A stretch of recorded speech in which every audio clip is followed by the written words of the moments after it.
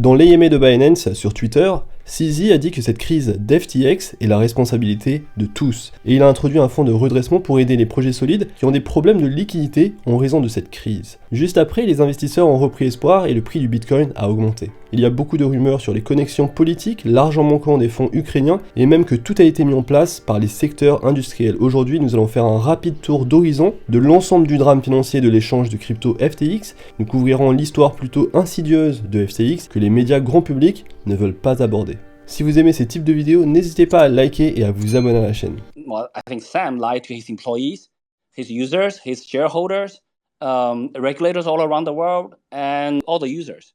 So yes, he should take the most of the blame. But at the same time, the VC investors, including us, why did we invest them? All the VC investors that invest in FTX made a mistake. Many of them are very professional investors. Why did they not discover this problem? Some of them are very large funds. Why did they not discover this problem?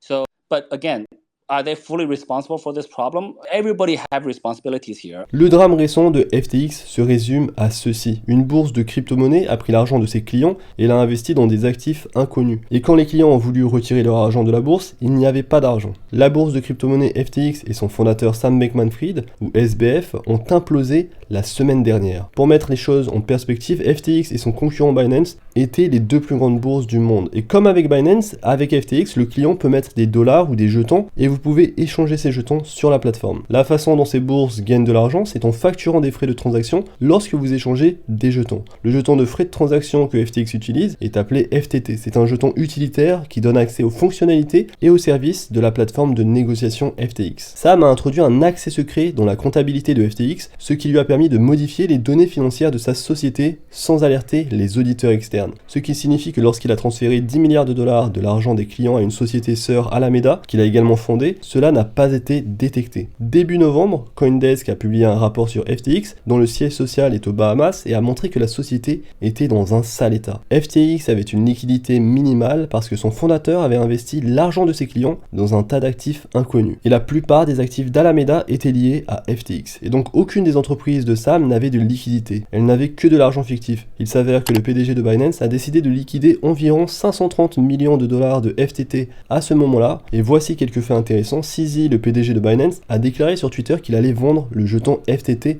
avant de le vendre. Et donc il pouvait obtenir plus de bénéfices en le vendant sans le mentionner. Il a suscité la peur chez les gens en disant cela pour éviter une autre catastrophe comme Luna. En vendant une partie de FTT qu'il détenait, Binance a perdu beaucoup d'argent. Et donc il est clair que ce n'est pas pour gagner de l'argent que Binance a averti son audience. Quoi qu'il en soit, il a signalé aux clients de FTX de se retirer et quand ils l'ont tous fait au même moment, FTX a vu environ 6 milliards de retraits au cours des 72 heures. Ce qui bien sûr n'a pas pu être réalisé parce que comme je viens de vous le dire, il n'avait pas d'argent réel. Ensuite, Binance a essayé de soutenir la crise FTX en les acquérant, mais après avoir jeté un coup d'œil sur leur statut, ils ont abandonné car il y avait un problème financier qu'ils ne pouvaient pas résoudre. Et donc Sam Bankman-Fried a démissionné de son poste de PDG de FTX et FTX a fait faillite. En conséquence, le Bitcoin a chuté de façon spectaculaire, toutes les pièces liées à FTX et à Alameda ont été en difficulté, fondamentalement tout le marché cryptographique a été en baisse. Et maintenant, d'autres plateformes d'échange sont en danger de faire faillite également. Pouvez-vous croire que toutes ces choses se sont produites en moins d'une semaine? Tout s'est passé si rapidement. Et même si l'on compare avec ce qui s'est passé avec Luna et Do Kwon, cela a pris beaucoup moins de temps, et donc parlons maintenant des rumeurs. Il y a une rumeur selon laquelle 3AC, Luna, FTX, CZ et même le Forum économique mondial étaient au courant de la situation de crise générale et ont été impliqués d'une manière ou d'une autre. Pour résumer, FTX a été celui qui a déclenché la crise de Luna et de 3AC et a profité de toutes les situations de crise. En conséquence, ils ont obtenu BlockFi, Genesis et ainsi de suite. Avant que Sam Bankman-Fried ne fasse ses bêtises, CZ, le PDG de Binance, lui a dit que la crypto n'était pas un amusement, qu'il fallait être sérieux, mais il ne l'a pas entendu. Au fil du temps, le jeu de Sam Bankman-Fried est devenu trop important et a fini par toucher l'argent des clients. C'est alors qu'un apôtre de la justice dans le domaine de la crypto-monnaie, CZ, a soulevé la question à la surface et les choses se sont passées comme prévu. Nous y voilà donc, mais qu'en est-il du Forum économique mondial? En fait, Sam Bankman-Fried est le fils de Barbara Fried, professeure de Stanford.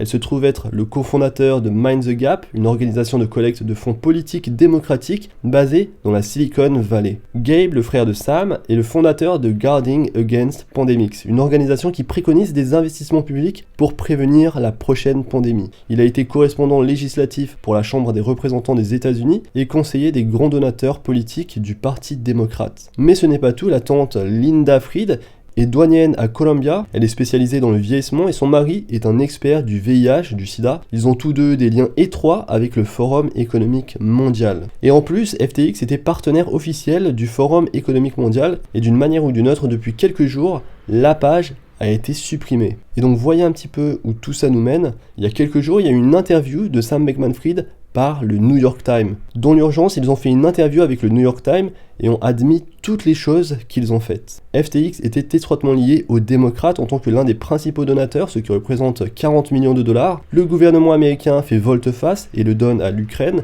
L'Ukraine fait passer vos dons par FTX, puis le fondateur de FTX prend votre argent et le donne aux démocrates. Et il est assez étrange que la chute de FTX se soit produite juste après les élections de mi-mandat. Et donc, où est l'argent qui a disparu ?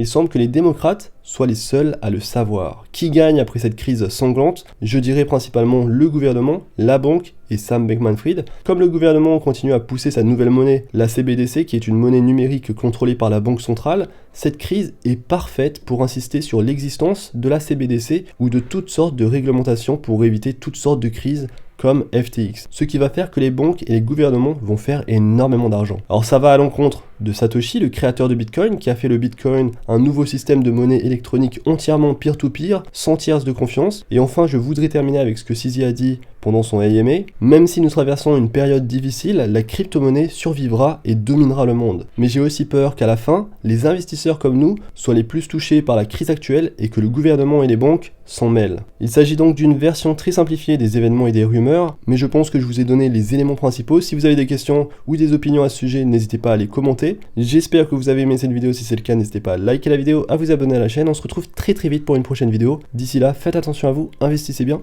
et à la prochaine. Peace.